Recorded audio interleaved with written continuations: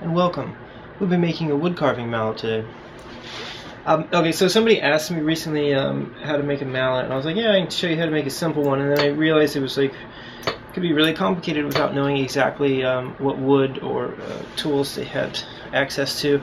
And I looked online, and there's a lot of tutorials, but they're all like super complicated, and they're making these really nice mallets with like a lot of expensive machines.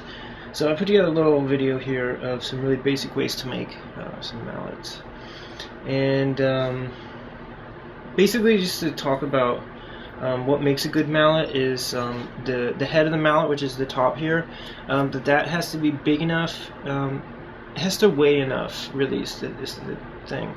Some woods are denser than others, so they'll weigh enough and they'll do the shock absorption without having to be too big. But that has to be big enough so that in the collision of the head to the back of the gouge or chisel that you're hitting, that it wins that collision in like a manner of physics, so that the absorption is in the head of the mallet and the shock waves don't go into your arm. It'll make it hit heavier, it'll make it quieter, and it won't hurt your arm as much. So you want that to be big enough, or heavy enough, dense enough.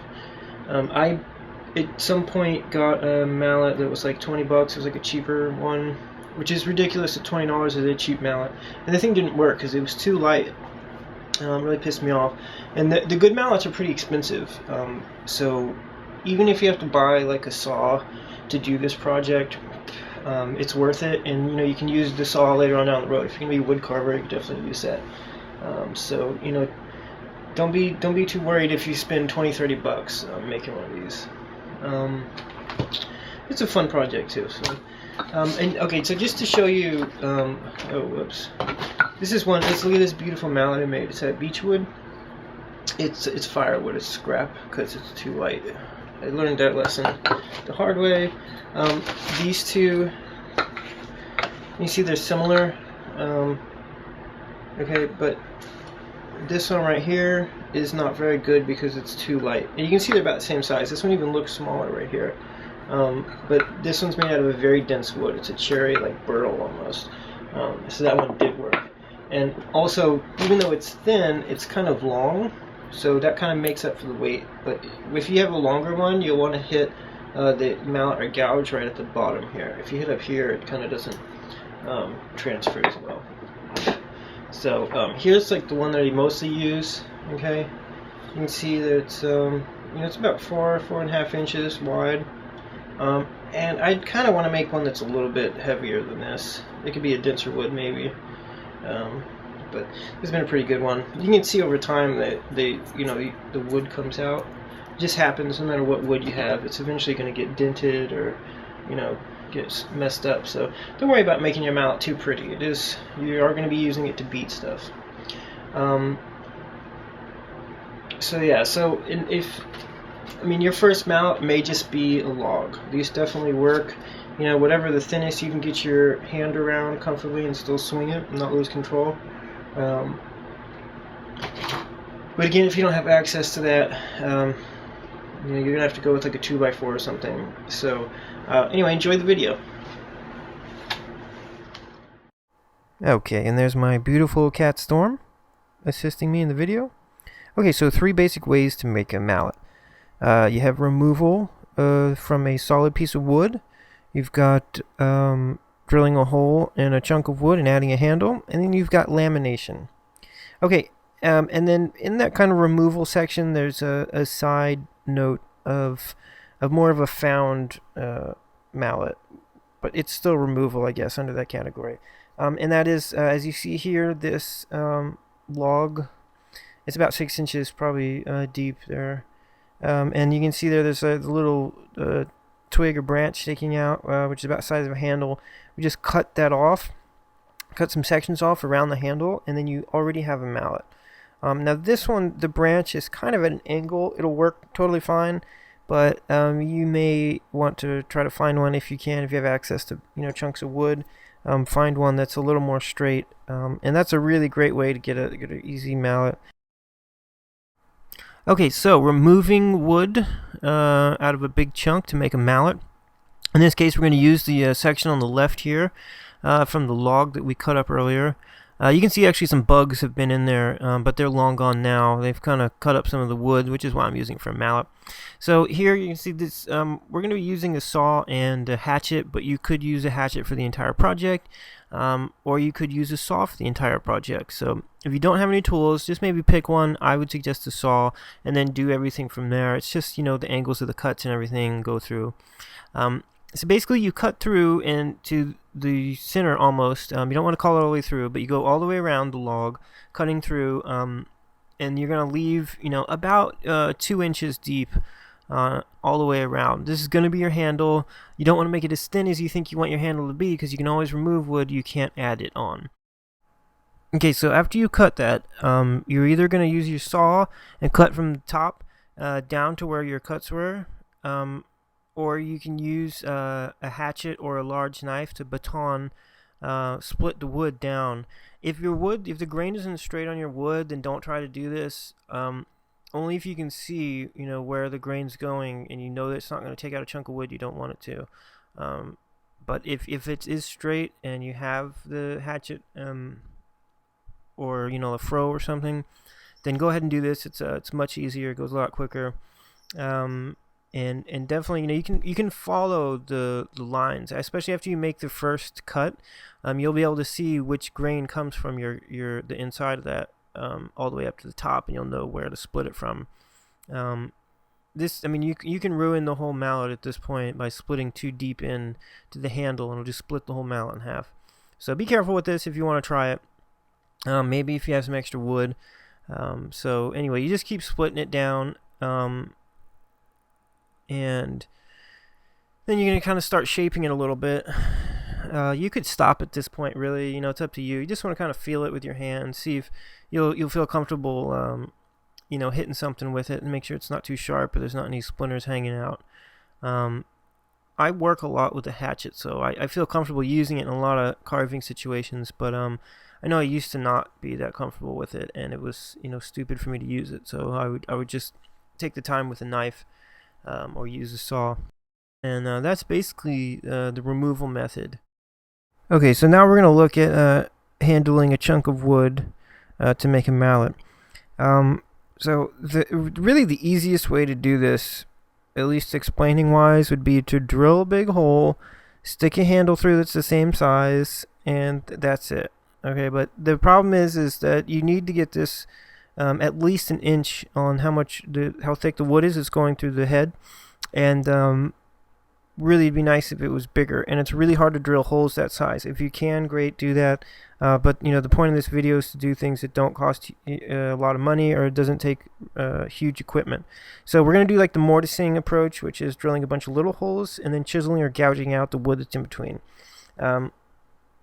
You will need to make some sort of impromptu mallet to beat the back of your chisel or gouge with. And again, just use a chunk of wood, whatever you have. Okay, so here you see I've drilled some holes here, and then I'm trying to gouge out the middle, trying to make a big hole. It was kind of a mess. I kind of suck at drilling and mortising. You may want, if you want to decide to do this route, look up mortising online on YouTube, and see some guys who are actually good at it. But here you can see I got a hole going, and you know, making the handle here.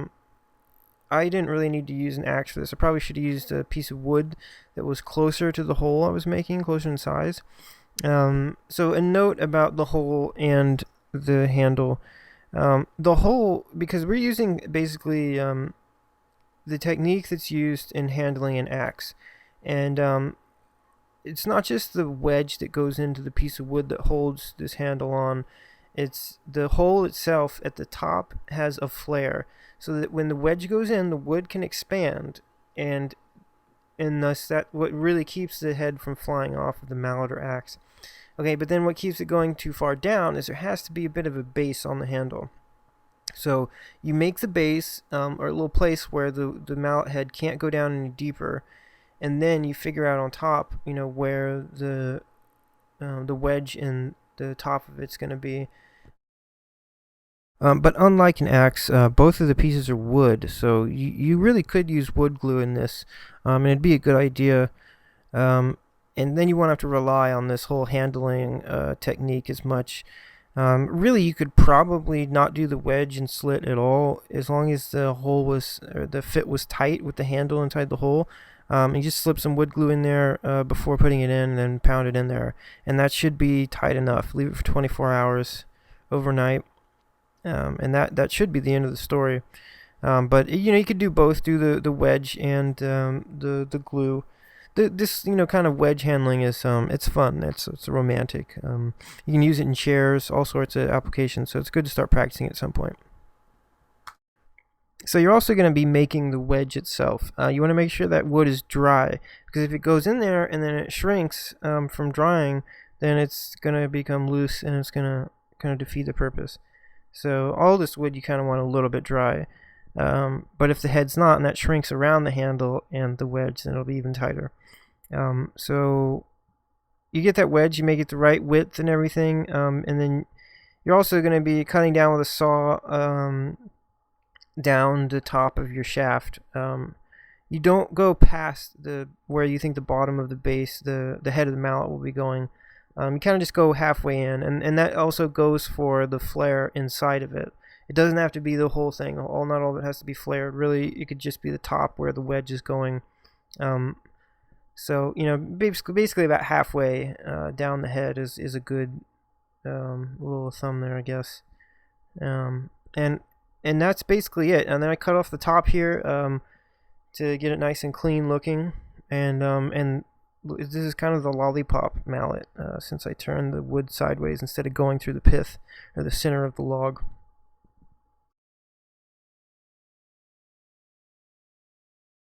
Okay, so this is the lamination technique, making a mallet. If you don't have access to logs and trees and chainsaws, this may be the way to go for you. Basically what I do here is I just use a 2x4 that was kind of laying around. But 2x4s are the cheapest wood that you can buy at a hardware store. And you could do something besides pine. I used pine. You need to make it a little bit on the big side because pine is very light. It's not very dense. But I don't know. Going to another wood like oak is going to be getting kind of pricey. But I don't know. Maybe it's worth it. So basically, you get a length of wood. Like in this case, I'm using a 2x4, whatever the measurement is. It's all going to be the same, so that we don't have to do any milling or any kind of crazy stuff to make it all flat and the same size, so that when we stack it together, we can clamp it and it'll be perfectly laminated together. In laminating wood, this is the biggest problem, is making stuff flat and making it all fit together. And generally, to do that, you need a lot of expensive equipment. But in this case, because we're using all the same size wood, it's going to be good. If you don't know about laminating, using wood glue when it's properly clamped together, that bond is stronger than the wood itself. So this is not something that's going to fly apart if you do it correctly.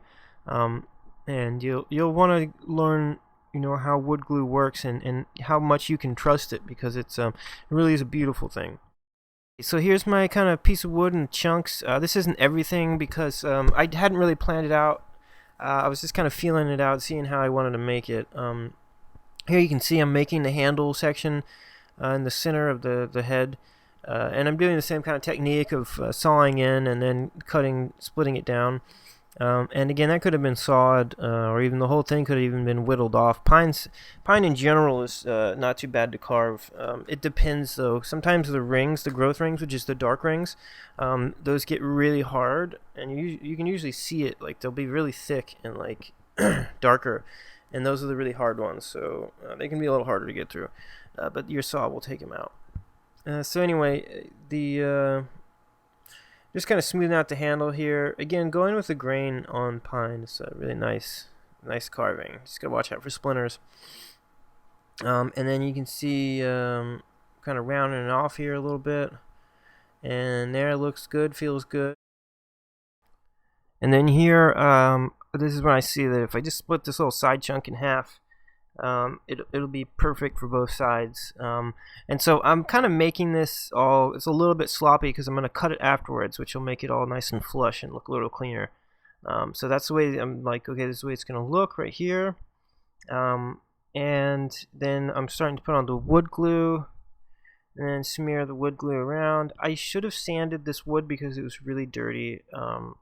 So it may not be the best bond, but we'll see. Should be okay. So smear that around, have the layers, put that on there, and then I just used 2 clamps, and that seemed to do the trick. I tested this afterwards and really beat it on some stuff. It was okay, and I was surprised that the pine held up so well. So that was definitely successful.